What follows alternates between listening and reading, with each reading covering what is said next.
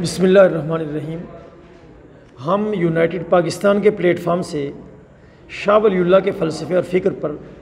Socialist انقلاب کی جد و جہد کر رہے ہیں۔ یہاں اکثر یہ سوال پیدا ہوتا ہے کہ گزشتہ 75 سالوں سے تو پاکستان میں سوشلسٹ تحریکیں ناکامی سے دوچار ہوئی ہے، بلکہ وہ تحریکوں میں کنورٹ ہی نہ ہو سکی، تو آخر یونائٹڈ پاکستان کے پاس کیا اسٹریٹجی ہے کہ وہ سوشلسٹ انقلاب برپا کرنے میں کامیاب ہوگی؟ تو اس کے لیے ہمیں اپنی اس تاریخ کا، سوشلسٹ تحریکوں کی تاریخ کا سائنٹیفک انالیسس کرنا ہوگا کہ ان تحریکوں کی ناکامی کے ٹھوس اسباب کیا ہیں۔ سب سے پہلا سبب امریکی سامراج اور اس کے پروردہ یہاں پر جو مذہبی طبقات تھے ان کا پروپیگنڈا، بالخصوص سر جنگ کے دور میں وہ ظاہر سی بات ہے عوام اور سوشلسٹ تحریکوں کو کاٹنے میں کلیدی کردار اس کا ہے، لیکن اس پروپیگنڈے کو بھی کامیاب بنانے میں سوشلسٹ تحریکوں کی غلط حکمت عملی تھی کہ جب انہوں نے یہاں پر سوشلزم، جس کا بنیادی تقاضا یہ ہے کہ معاشی طور پر جو ظلم ہے، استحصال ہے، ایکسپلائٹیشن ہے، اس کو ختم کیا جائے، معاشی عدل قائم کیا جائے، دولت کی عادلانہ بنیادوں پر تقسیم کو یقینی بنایا جائے، ان بنیادی چیزوں کو جو عوام کے روٹی، کپڑا، مکان، تعلیم، صحت کے مسائل تھے، ان کو ڈسکس کرنے کے بجائے خدا ہے یا نہیں ہے، مذہب، اس کے اوپر ڈسکشن شروع کر دی، جو پاکستان کے عوام کا مسئلہ ہی نہیں ہے۔ تو جب ارریلیونٹ چیز اس سوسائٹی سے، جو چیز یہ ہے کہ وہ ارریلیونٹ، یہ ہے کہ ہے وہ اس کی حیثیت، وہ جب ڈسکشن میں آئی تو اس کو بنیاد بنا کر سوشلزم کو اور دہریت کو سامراجی اعلی کار مذہبی طبقات نے ایک ہی کیٹیگری میں کھڑا کر کے تو ان تحریکوں کو عوام سے کاٹ لیا۔ تو سب سے بڑا جو بلنڈر ہوا سوشلسٹ تحریکوں سے، وہ یہاں کی جو ایک نارمز ہیں، اس دھرتی کے جو تقاضے ہیں، ان کو نظر انداز کرنا، اور پھر یہ ہے کہ ان بحثوں کو چھیڑنا جو سوسائٹی کی بنیادی ریکوائرمنٹس نہیں ہیں، جو سوسائٹی کا بنیادی تقاضا یا ڈیمانڈ نہیں، تو جس کا نتیجہ پھر یہی نکلنا تھا۔ اس کے علاوہ کارل مارکس نے کہا تھا کہ سوشلزم سماجی سائنس ہے، اور یقیناً اس سماجی سائنس کا ہر ایک سماج کے اوپر تخلیقی اطلاق ہوگا۔ اب پاکستانی کریکٹرسٹکس کا حامل سوشلسٹ انقلاب اس کو آئیڈیلائز کرنے، اور اس کو یہ ہے کہ یہاں پر کریشن کے ذریعے سے اس کو یہاں پر اس کا کانسیپٹ پیش کرنے، اس میں وہ تحریکیں ناکام رہی ہیں، بلکہ اس کی جگہ پر انہوں نے اوپری اصطلاحات، نامانوس اصطلاحات، اجنبی اصطلاحات، جو اس دھرتی اس کے لیے نامانوس، اجنبی اور اوپری تھی، ان کے اندر بات چیت شروع کر دی، پرولیٹیرین اور اسی طریقے سے بوواریا۔ تو یہ اس طرح کی جو اصطلاحات بہت سی ہیں، اب عام لوگوں کے لیے یہ اصطلاحات یہ اجنبی اور غیر متعلق ہے۔ نتیجہ یہ ہوا کہ ان بوجھل اور بھاری بھرکم اصطلاحات، ان کی وجہ سے عوام کے اندر اس تحریک میں کوئی اٹریکشن پیدا نہیں ہو سکی۔ تو ناکامی کا ایک بہت بڑا سبب کہ پاکستانی کریکٹرسٹکس کا حامل سوشلسٹ انقلاب اور اس کی آئیڈیالوجی،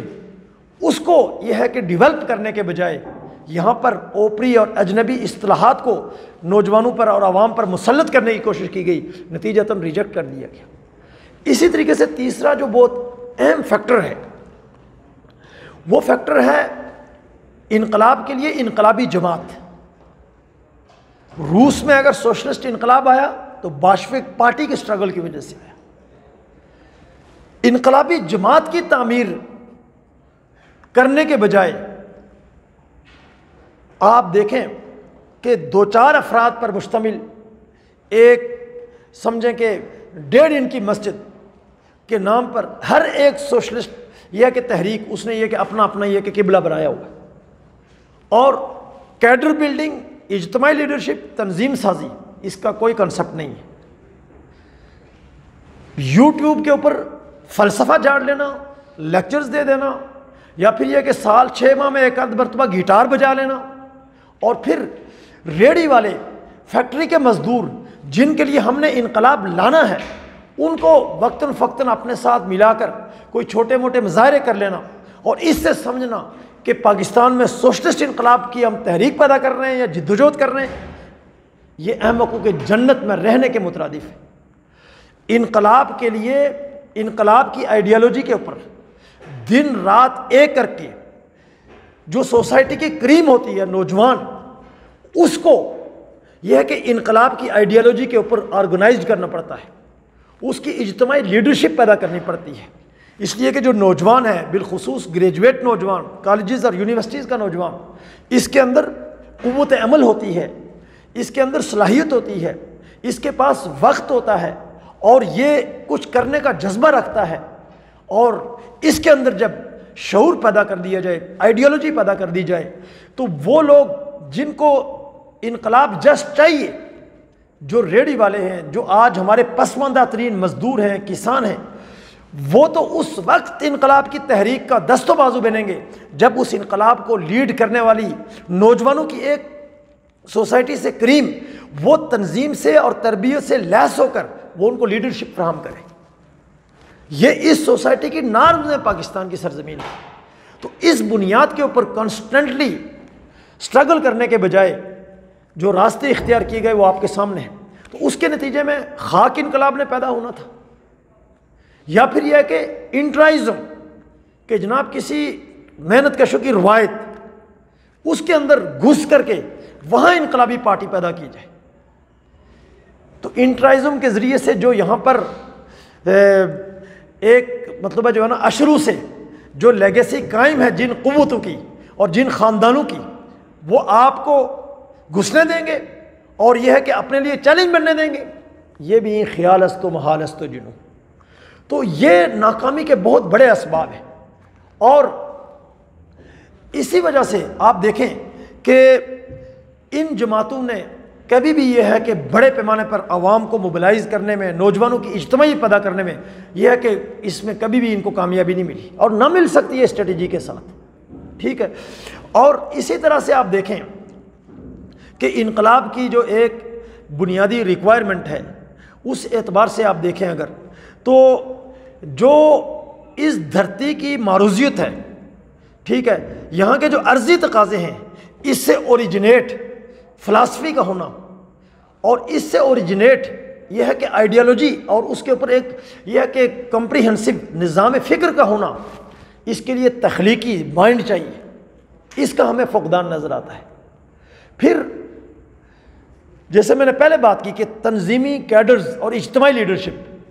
یہاں پر مسئلہ یہ ہوتا ہے کہ ان تحریکوں کے اندر لیفٹ کی پاکستان کی جتنی بھی ہیں نام نہاد سوشلسٹ تحریکات، جتنے لیڈر پیدا ہوتے ہیں اتنی پھر تحریکیں بن جاتی ہیں، اتنی تقسیم ہو جاتی ہے، اتنی جماعتیں بن جاتی ہیں۔ تو یہ کیا چیز ہے؟